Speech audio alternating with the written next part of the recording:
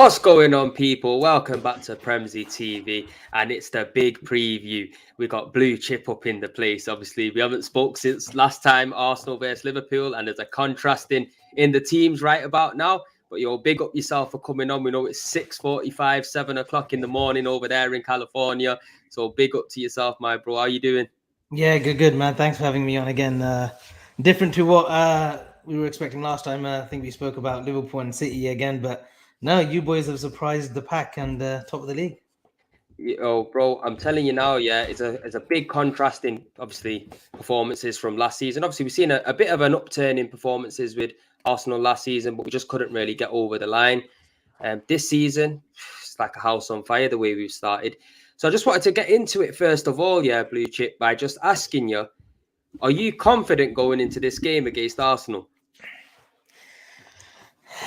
If I'm being honest, no, because of the way you guys have picked up momentum, the the way you guys are playing. It's refreshing. You've got pace. It seems as if you're more structured than last season. And we're in a bit of a disarray in terms of we don't know what our best system is.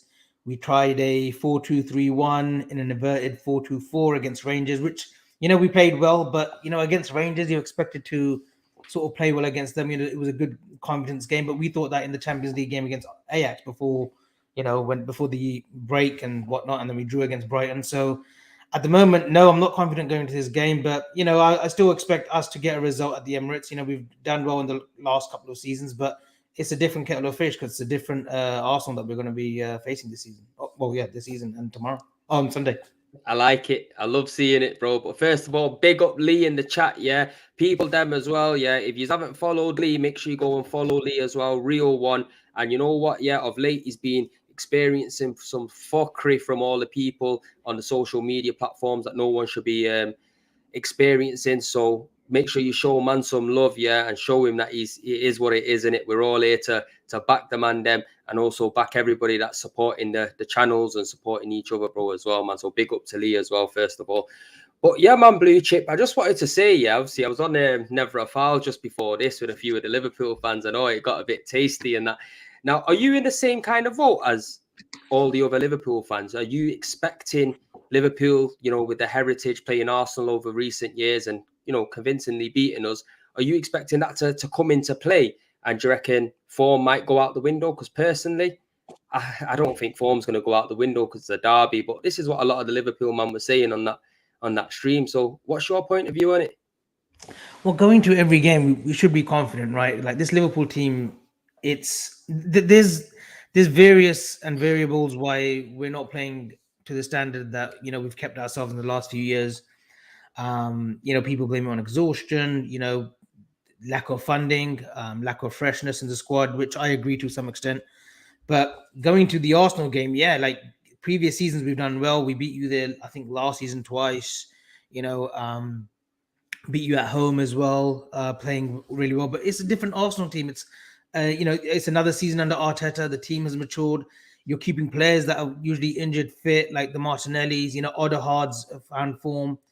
Saka's playing well. You've got Gabriel, Jesus, who's been a breath of fresh air. So it's a different Arsenal team because Jesus always plays well against us. Even at Man City, he would always grab a goal against us. So now it's a different Arsenal team, and it's an Arsenal team. If you beat us, oh my God, what does that do for you guys? I know you lost to United, but if you beat Liverpool on Sunday, it elevates you, and yeah, you can start believing that okay, you may not win the league because City are in a different spectrum, but I think the aim should have always been top four for Arsenal this season, but second or third, and see where you are before the World Cup and after the World Cup. See if you can keep that momentum, and sometimes it's just momentum that keeps you in the title race up until like April, May. You know what? Yeah, I hear that. And looking from the outside, looking in at Liverpool, personally, you can correct me if I'm wrong, but I feel like there's a few issues at Liverpool. I feel like you've got a very old midfield, an aging midfield that hasn't been rectified correctly. Also, I believe the loss of Sadio Mane has been massive to this team because the fight that guy would give, the intensity that he would give, not only running forward but running back as well, was unbelievable. Sadio Mane going, do you think you have replaced him adequately enough? It's difficult if you want a straight answer. No, we haven't replaced him, but I don't think we were always looking for a like for like replacement either, Premzy. We were looking for Mm, something more sort of direct, maybe, more of an aerial threat. And we wanted to sort of change the way we played. We didn't want to be so predictable like we have been in the past seasons. You know, you see City with Haaland, you know, they're mm. laying it on a plate, and all he has to do is be in that 6 yard area, like the fox in the box that he is, and he's scoring goals. What's he got? 19 in 11 Bro, or he 12 looks games. like an absolute It's animal, innit? it's Fucking phenomenal. hell. And you know, we expected not similar numbers, but we expected Darwin to hit the ground running. When you're spending 75, 85 million euros, pounds, or whatever it was on Darwin Nunes, you expect him to hit the ground running. The sending off didn't help against Palace, you know, and ever since that, he's playing catch up. And now with the media, you know, glorifying and glamorizing over Haaland, it does put that added pressure on someone like Darwin Nunes because, you know, make no mistake, it was gonna be like, you know, Darwin versus Haaland, which is a bit unfair. I mean, I was guilty of it, saying that, you know, Darwin Nunes will hit some serious numbers as well. But you know, I I'm think we just sure need you to, owe me a yeah. scran. Yeah. No, I did, and I promised you that as well. I said that Darwin scored more goals with Haaland, but look, I think we're all guilty of that. We're always guilty Yeah. of like backing our players, and we want us, you know, we want our players to do well. I think you've been the same with Gabriel Jesus as well. You know, you expect him to score goals, and he's hit the ground running. He's playing great.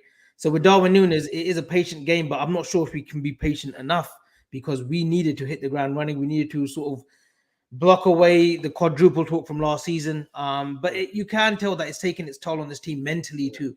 You know, and we've played like 60 plus games last season, it's you can tell that the legs are a little bit waning this season, and we've seen that in our midfield. Like, you know, we should have invested in our midfield, we didn't, and it's showing now. You know, we're short on numbers in the middle of the park. Do you know what, bro? Yeah, I listen. I hear everything that you're saying there. I just feel like, as well, one thing that you just touched on, which is very vital, is competing for a very long time, because it's about 3-4 years now, probably best part of 4 years. Liverpool can be competing with City. Obviously, the intensity City bring is next level, bro. Like, once they got rid of one player, they're not only bringing a player in to replace him, but they're bringing in a younger player as well, just to back up, just in case. So the structure of their club is brilliant. Obviously, Liverpool's run a little bit differently, where they spend the money that they make rather than just going out and investing in big players and stuff like that. So you can see that it has had a toll on this team. And you know what? You got to give Liverpool some credit as well for sticking in it at that long with the funding that they've had. So I give you man credit.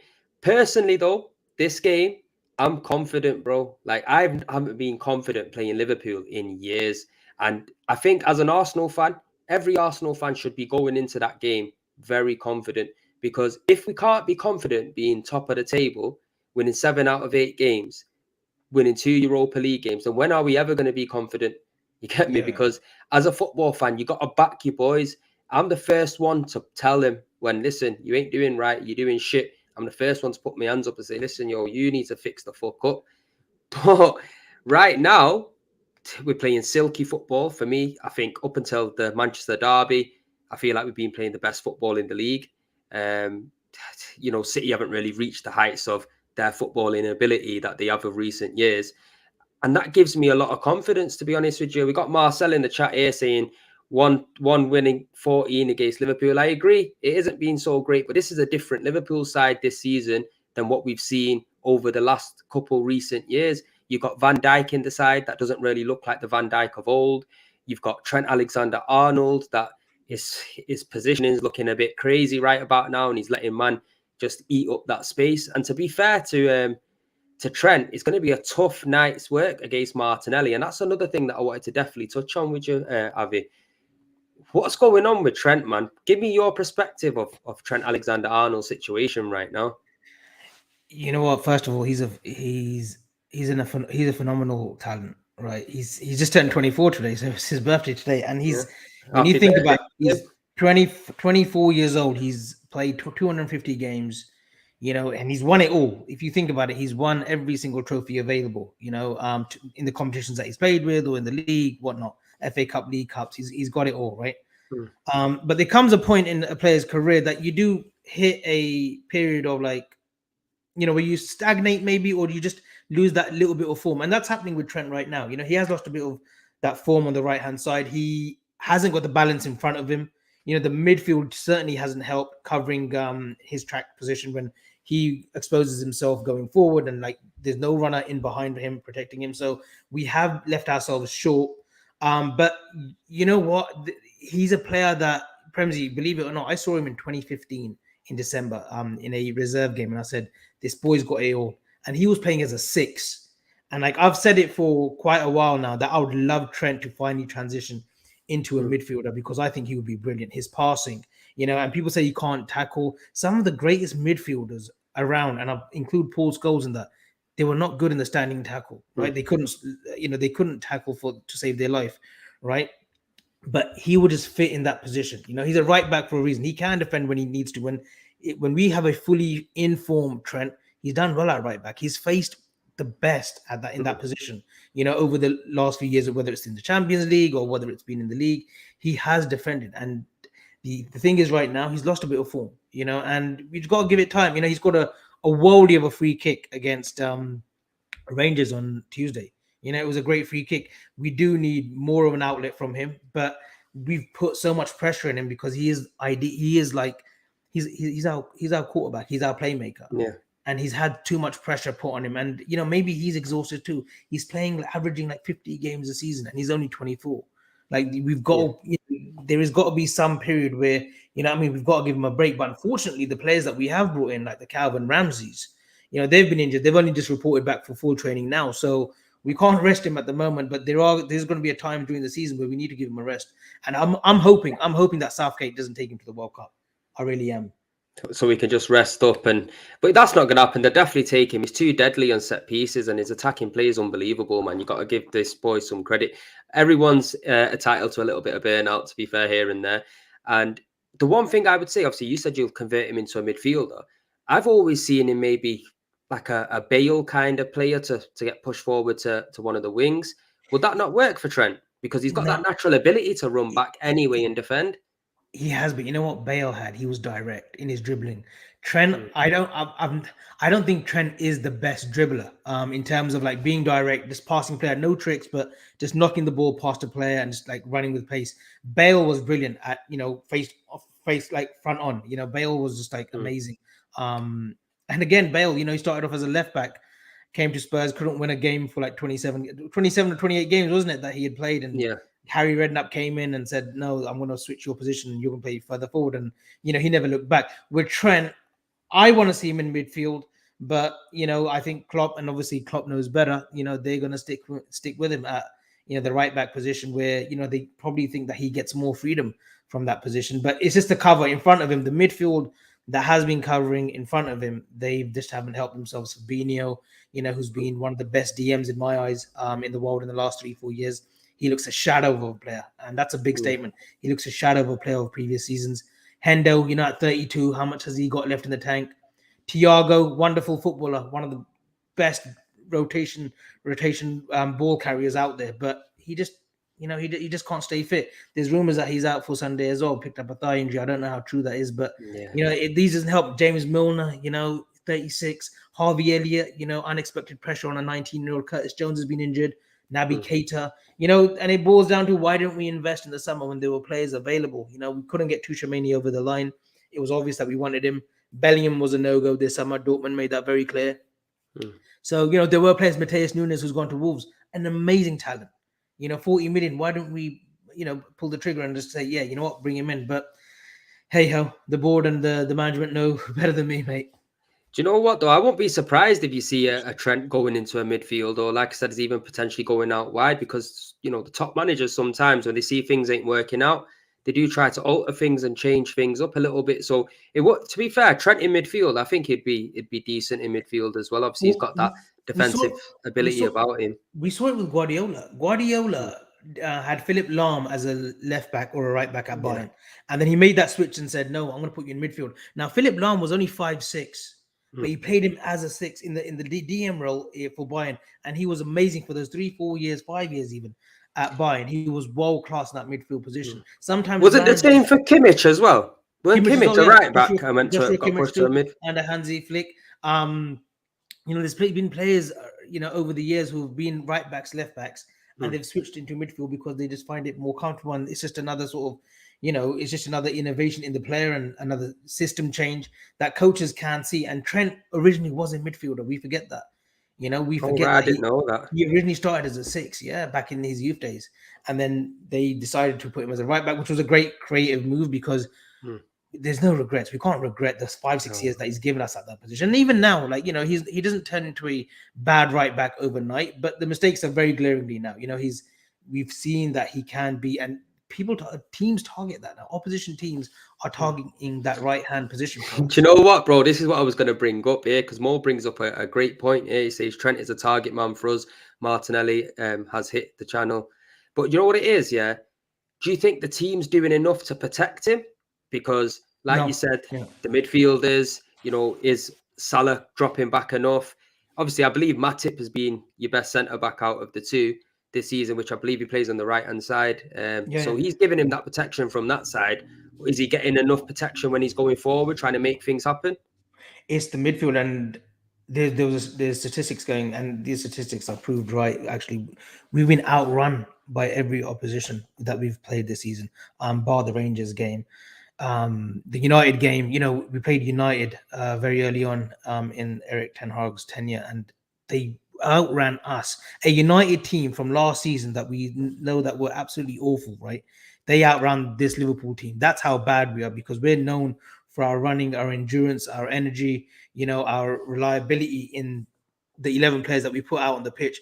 Being outrun by the likes of United, Brighton, That's Fulham. never good, is it? When United are outrunning you. It's damning, and that's why it's affected us all over the pitch. Not just the right hand side, the midfield are culpable too. They've made mistakes too, and the front three haven't gelled. Apart from Luis Diaz, who's probably been our best player, either he's assisting or scoring. But the rest of the team, they've got to take a good hard look at themselves as well. And it could be just that maybe it's one too many seasons. Maybe it was a step too far, and Klopp should have really brought in 2 to 3 world-class quality players to help the first 11 that we put out. Do you reckon he's got the funding there for it, though? Do you reckon he's working on an empty budget? Because, like we said, FSG, they only tend to normally spend when they've made money. Obviously, you've had kind of a bit of luck when it comes to players like Suarez and Coutinho and players like that to bring in some big money.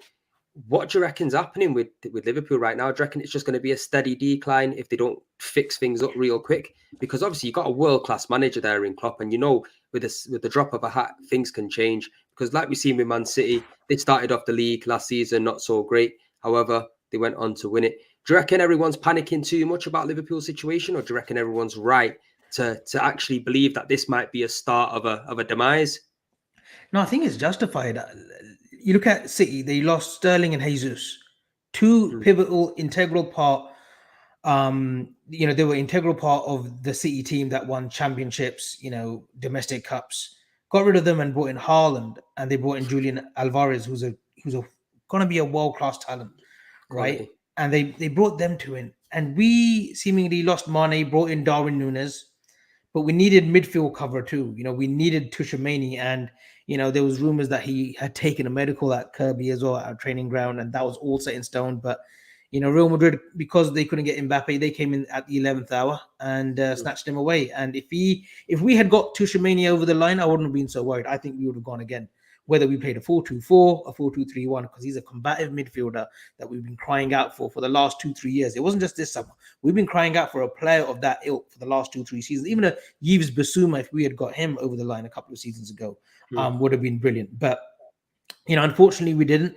And, we are now sort of, suffering from it. And we brought in Carvalho, who's a talent, but he's from the Championship. He's from Fulham. We haven't really brought him in and transitioned him into this Liverpool team properly. We brought in Luis Diaz from January, who's been a great buy. They should have backed Klopp. And you think the money's there. We've shown that we've got the funds are there for Klopp to spend. So what is it? Have FSG pulled back and said no? Let's wait. Or has Klopp said, look, I want the right players. If I can't get them this summer, I'll go again next summer. But in turn, the team's suffering this season.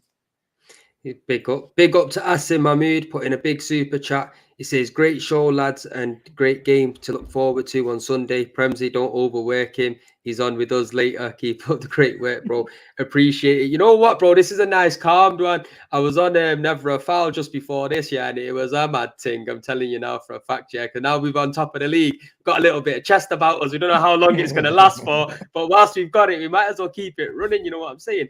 Now, Avi, yeah, for the Arsenal fans that don't really know much about Liverpool in the aspects of watching them week in, week out, are you, man, going to be playing the same formation you played up against Rangers, or do you reckon you're going to revert back to your old formation?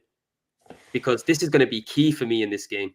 See, I look at you guys, the way you guys are set up with you sat with Saka, Jesus, Martinelli, and Odegaard. You would say that quartet? Yeah. Would you say that would be your quartet for Sunday?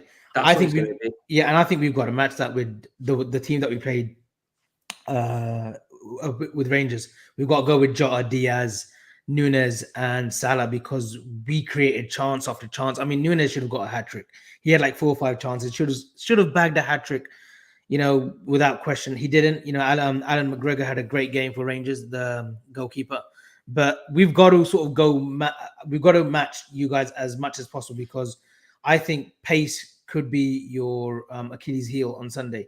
I know Saliba's had a great season. I know Gabriel's playing well, and you've got your right backs and your left backs who are playing well. But I think pace could be the winner here. Whether you attack us, because pace can get at us right now.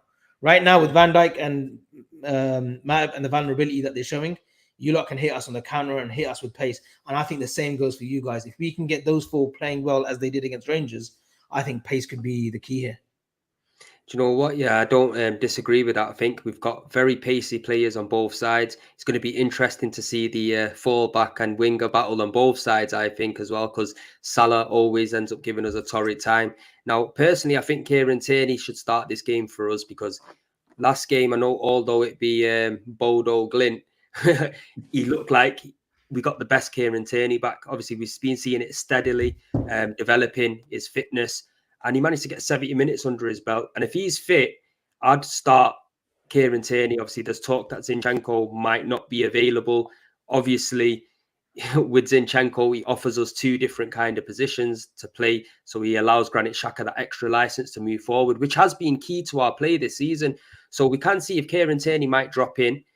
I think it might be just purely down to giving Gabriel that extra cover as well. Because the one thing about Gabriel that I must say is that, yeah, he is a good defender. He's big, he's solid, he's aggressive. He's still young, got time to develop, but he is very rash and he makes some mistakes. To be fair, he makes quite a few mistakes. Now, I think if Liverpool are to get at Arsenal, they're going to have to probably maybe target a Gabriel just like we might target a Trent in this game. We've got to find like the weaknesses within the squad. But I think the flowing football that Arsenal's playing right now, do you reckon Liverpool have the midfield to deal with that, to deal with the likes of a Partey and a Granit Xhaka who's playing out of his skin and an Odegaard? That's, to be fair to Odegaard, he had a bit of stick coming into the club at the start. He wasn't finding his feet, but this season he's been looking like a champion. He's been looking like a world-class player that we thought we were going to sign. Obviously, I'm not trying to jump the gun and say, oh, he's this and that, but the signs of it in there, you get me? He knows how to break the lines. His passing's unbelievable. His vision's good. My criticism would be he's a little bit slow on the ball, needs to move it a little bit quicker and also take a few more shots. But for me, normally games are won in the middle of the park. Do you reckon Liverpool can match Arsenal in that middle of the park? Because like we've already discussed, they're aging. They haven't really been at it this season. They're getting outran by pretty much every team. Is that not one position that you're a bit nervous about? It is, and Partey's, even before he joined Arsenal, he had a great game against us when we played Atletico Madrid. And when he's fit, Partey, he's a joy to watch. And Xhaka, who would have thought it, that Xhaka now is consistently playing well week in and week out. And he's had good games previously in the past seasons, but his attitude, his application has always let him down. And he's had a whole 360, a bit like Saliba under Arteta. And I don't think the game will be won in the middle of the park. I think it depends on what your four do against our top front four. If we go that way, I mean, I think Klopp's got to see and say the 4-3-3 at the moment isn't working. I think it's because of the personnel that we have. So we've got to match as much as possible with the 4 that you guys will play. And if we do that and our 4 on song, then I do fancy us, Premzy. I do fancy the Diaz's, because he'll be going up against Ben White, I presume, at right back. Yeah. And He's been good, Ben White, and this season. he's been good, but Luis Diaz, I feel that he can get the beating of him, and then your left back, who's been Zinchenko, who I think, again, what a great astute signing from the board, from Arteta, to identify him, who, doesn't get enough credit for the way he used to come in at City. He wasn't always first choice, but he would come in and do more than a job. He's a really dangerous player, whether it be midfield or left back, he would cover a few positions. And again, that's been a smart signing. And then you got Salah, who's not really hit the heights yet. He's got I think 4 in 8, which still isn't bad, but he still hasn't had that sort of kick start to the season yet where he's grabbing goals and he's playing well over 90 minutes.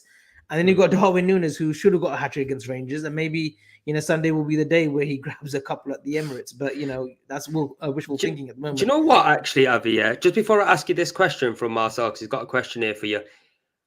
Would you not start Firmino in this game over Darwin Núñez? Because there's a lot of Liverpool fans that I've been hearing that are saying that Firmino's been probably one of your best players so far this season, and obviously leaving him out. Do you not think that'd be a detriment? Or do you reckon that you might change it up and play a 2 up top? Just imagine he does something like that. It's a momentum thing, Premzy. We started Núñez on Tuesday, right? And now if he had a good game, the fans were behind him, and they said his movement was brilliant, by the way. And if you drop him now, he's not going to have that consistency. You either play him right now, and you hope that Emirates, a big game, Arsenal, it's always been a big game. So if he scores in that game, that'll do him the world of good. He scored against Fulham at the start of the season, the first game of the season, and he gets dropped the next game, which I didn't really get. And he played for Firmino, Klopp did, and it didn't work out. And then Núñez came on as a sub. With Sunday, he's got to go with the 4 that started against Rangers: Jota, Salah, Diaz, and Núñez. And that's being unfair on Bobby, because Bobby scored 2 against Brighton in the league on last Saturday. So he's got to go with Núñez now. Now you've got him. Now you've got a player there for 75, 80 million euros. And I know I shouldn't talk about the price tag, but you've got him there now. Play him as much as possible, because he will come good. He will come good. If you drop him, then he don't get that consistency. It's going to be swapping and changing, and you can't do that with the player of him. You either got to back him from the start, which we've got to do now. And Bobby's a great look. Bobby could come on, and he's brilliant. He can come on and change the game, and he can provide different positions and variables when he plays. So keep Bobby on the bench for Sunday and go with the 4 that we played against Rangers. Do you know what? It's going to be quite interesting to see the lineup that he does play, Klopp. I want to ask you this question from Marcel. We need Bellingham and Maddison in the summer. I'd be happy with that. What do you think, Blue Chip? Yeah, 2 top signings, man. Big fan of James Maddison. Actually, we were close to actually signing him when he was at Norwich, I believe. And we didn't, and he went to Leicester. And he's a good player. Again, James Maddison's always been a consistency thing, attitude thing. But this season he's scoring goals. Scored a couple last week, and Jude Bellingham. We don't need to talk about Jude Bellingham. Yo, this guy is unbelievable, isn't it, bro? The guy's captain in Dortmund, scored in the Champions League again. And you know what? Yeah, if you's got them 2 players, that I think that will fix a lot of the problems that you've got in your squad, because I think James Maddison doesn't get enough credit as well. Just like you said, I don't think he gets enough credit. I think he should be well in the mix for the England squad. There's no way he should be on the fringes. The guy can hit a dead ball better than most people. His vision's actually brilliant. His delivery on the pass is quality, and he finds himself in them spaces to score goals, which is very hard to do. He's a bit like a Frank Lampard type player in my vision of what I see, because there wasn't many like Frank Lampard that could just score loads of goals through midfield. What dog have you got there, fam? No, just little zoom chat. I thought it was a little dog. Then I was saying, what? I thought you're more of a Rottweiler kind of guy. No Rottweiler in, man. No Rottweiler in. No, but definitely let's go into the predictions first, and after that we're just going to touch on a little bit on Klopp. Give me your prediction for the result, bro. What do you reckon? Oh, that's a difficult one, man. And tell me if you're thinking with your heart or your head. My head says 1-1. Right. And my heart says 3-1 Liverpool. I think Darwin Núñez will. I think he's the game where he'll grab a couple.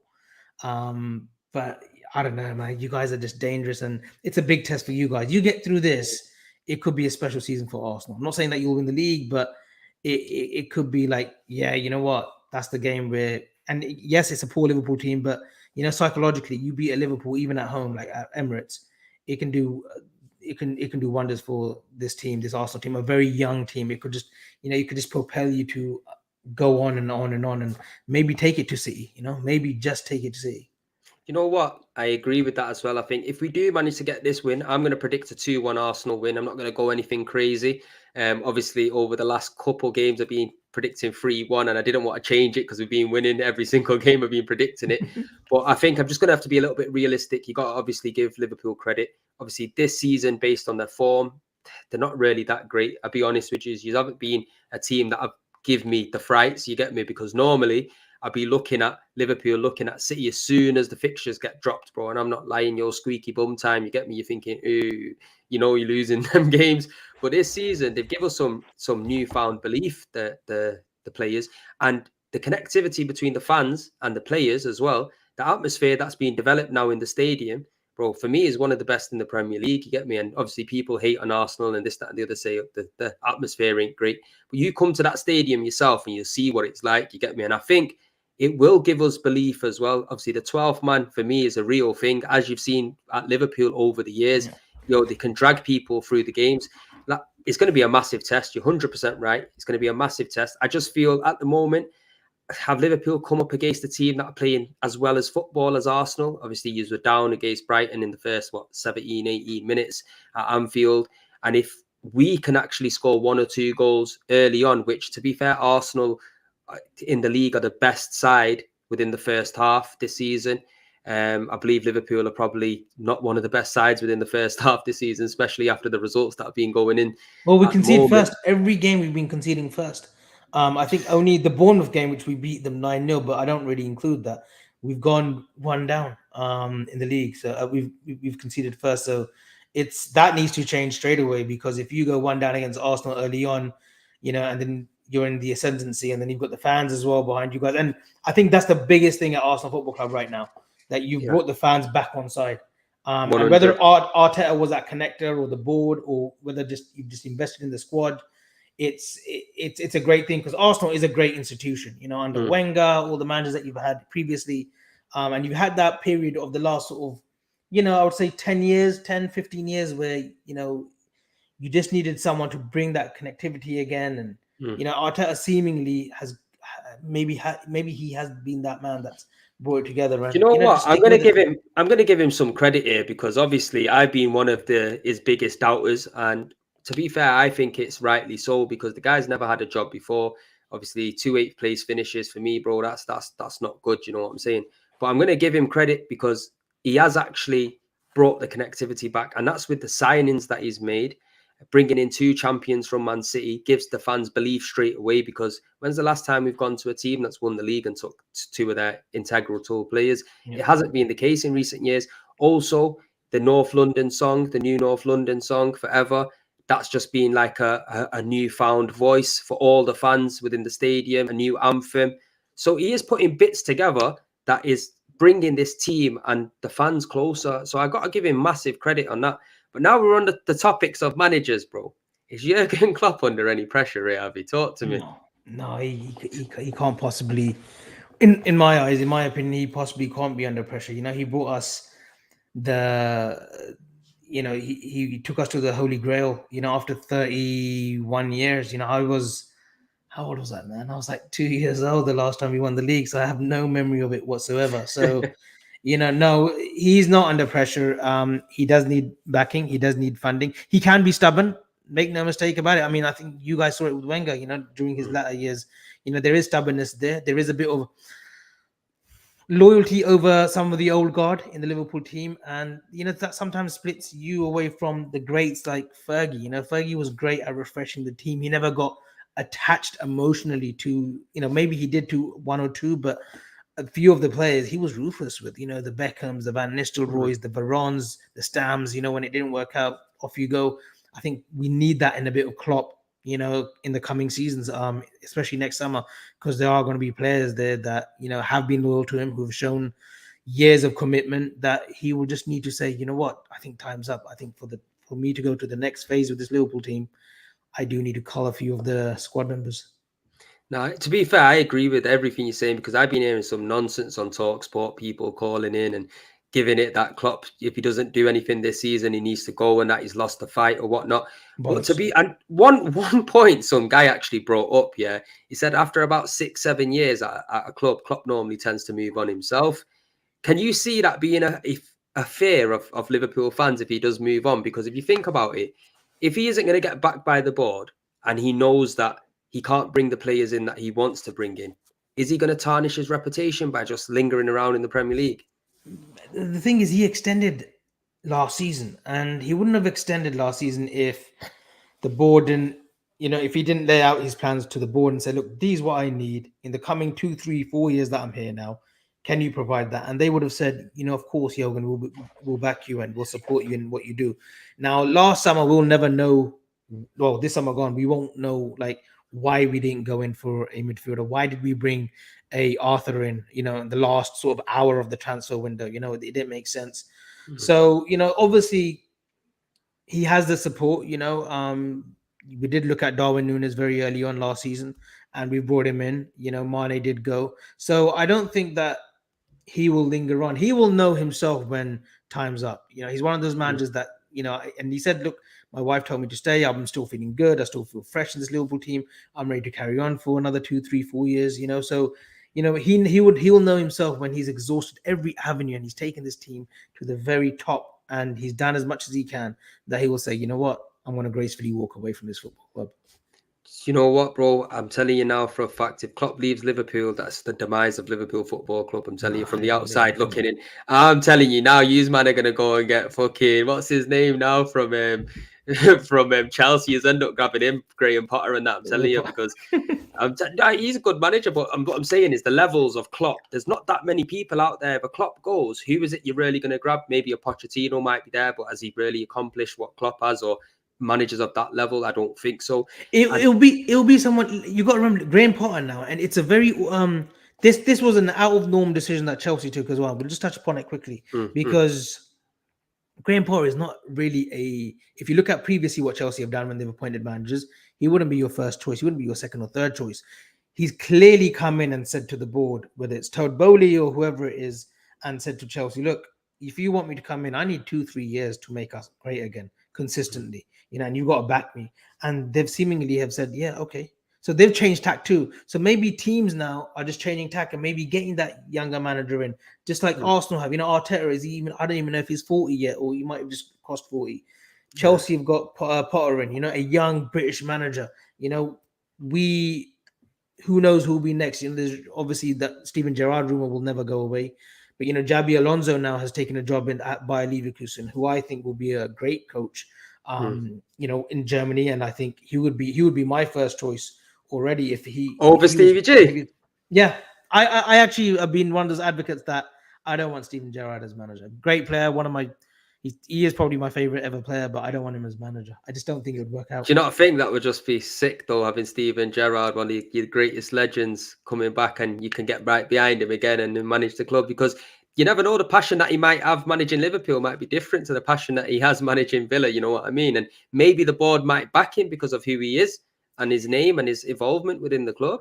Yeah, it's that love attachment, isn't it, with him? And I think if he was to come, there could be a bit of an emotional decision. But we've got to be careful because post Klopp, that's where it's crucial. Because we've seen with Man United, they've brought in top class managers. They've been backed as well. People say that get the Glazers out. It's absolutely bollocks because they have been backed. They've spent more than City, but they just haven't found that right formula. It's all about finding that right formula as the whole of the club. You lot had issues with Edu and the board before him and Sinelli and all that, man. Yeah. So and you guys have seemingly this season have got it right. Astute signings have been made. Fabio Vieira, who I wish that we had got him, an absolute talent. And he proved it yesterday. I know it's only the Europa League and it was against Minnows, but he proved it when he scored that Woldy in the league as well. Who did he score that goal against? 30 yards out. He scored it against Zurich. Oh, was it another? It was a Europa League game. Was it? Okay, I thought it was the league. Okay, my bad. Europa League. But again, another talent. So, and you guys have got it right. But how many years has it taken you to get it right. So post Klopp, it's going to Bro, be it took very us about 18 years, fam. I'm telling you yeah. now, man's been pulling my hair out for time. Why do you think I'm trying to enjoy it while it lasts? Because personally, Yeah. I'm not daft in it. I know that obviously City are a different animal, and it's going to take some stopping them if anybody wants to win the league, bro. You got fucking Haaland, yeah.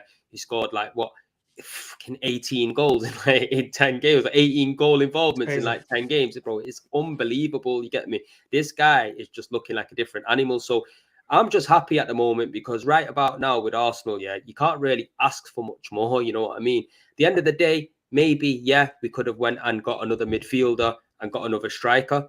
But this is going to bring us on to the last topic as well. January transfer window. Because for me, I believe if we really want to cement this top four and go on to win a Europa League, we have to personally sign another midfielder that can come in and replace Thomas Partey. Because when Thomas Partey's out of our team, bro, it's a madness. I am telling you now, the transition from defense to attack, yeah, it's just non-existent. You get me? We have to build up very slowly. Get me? We haven't got anyone there that can just literally drop a shoulder, take a player on and put a pass in.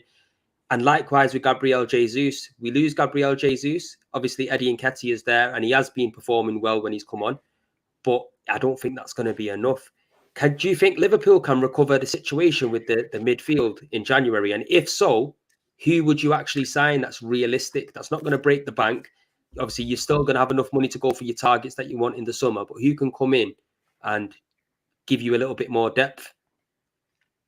So the Brighton midfielder Caicedo, he's a hot topic, and I know that we had talks with the player and the agent over the summer. Again, it was like 2-3 weeks to the window when the window was going to end. So, and we've talked to his representatives. He would welcome a move, but Brighton weren't in a position to sell him and they didn't want to sell him.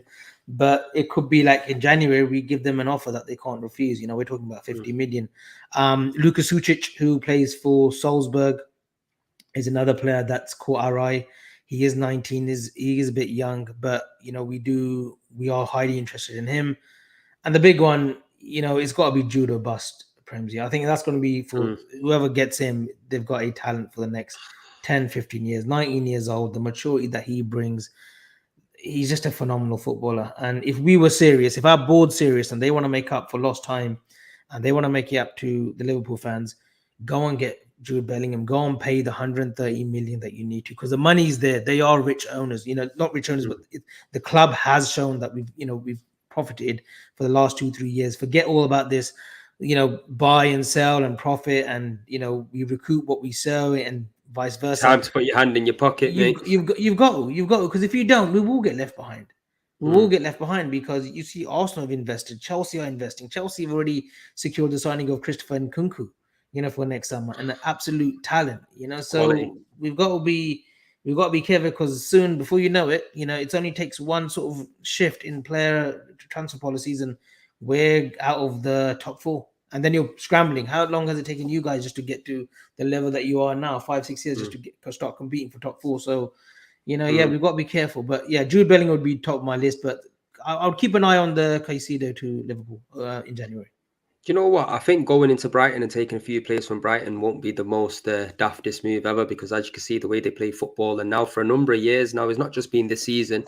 Oh, with Graham Potter for a few years, they've been playing brilliant. And you know what? You were right as well. I was wrong. Vieira scored against Brentford away. So obviously, just let you know that one as well. Obviously, man's just been bamboozled with Arsenal over this season, bro. It's a madness, man. Everything's just going out of my head. But one last thing before we wrap it up. Even if you do sign him for the fee, can you match his wages? Can you give him what he wants? Or will that be just breaking the wage structure? Because you can't see Bellingham now moving with a big, massive fee and coming on in less than 200 bags a week. Is that something that... I would pay him 250 a week. If we're paying the likes of like Salah 350, I think 300, 350 now, Bellingham commands that kind of money, you know. And this is a different topic, and we could talk all day about, you know, how much money we should be paying youngsters, you know. But obviously he'll be looking at the likes of Sancho, Rashford at United, and they're on, you know, 350, 300,000 a week.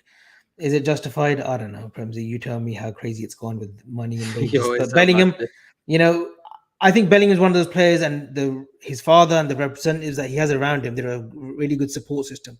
They will look at the club first and where they're at, and they will say, "Look, under Klopp, you will go on to become the world's best." Right? I think he will be careful with his move, and I think Liverpool will be a great fit. He's already spoken about his admiration for Jordan Henderson. He's got so much respect for him. So there's a little bit of an England pull there. Trent Alexander-Arnold. So Jordan Henderson? What the fuck's going on there? no, mate. Jordan Henderson's a great captain, man. Great captain. I won't have any slander on Jordan Henderson. Who was it? Was it Fergie that said he run like a donkey? Was it back in the day? But look, he was proved wrong, wasn't he? He ran with a gait, with a different style, which would give him back issues. But Jordan Henderson he's been a good servant to Liverpool, I must say that, since he moved from Newcastle, didn't he, to Liverpool? Sunderland. No, man, got that really wrong, didn't I? Get me. But people, this has took us to the end of the show. I just want to say, Avi, thank you very much for coming on. It's been a brilliant preview, obviously very knowledgeable as well, to all the Arsenal fans that are watching as well, and maybe don't know so much about Liverpool. You've been give us some great knowledge on Liverpool. Obviously, I'm confident with the Arsenal. Tell the people where they can find you. Just Blue Chip TV. I haven't gone live yet. I'm just doing some few skit videos. Just uploading them. You will see me on Born and Red regularly now. We do it's Friends channel, and they've just got kickstarted their sort of channel over the last season. Born and Red.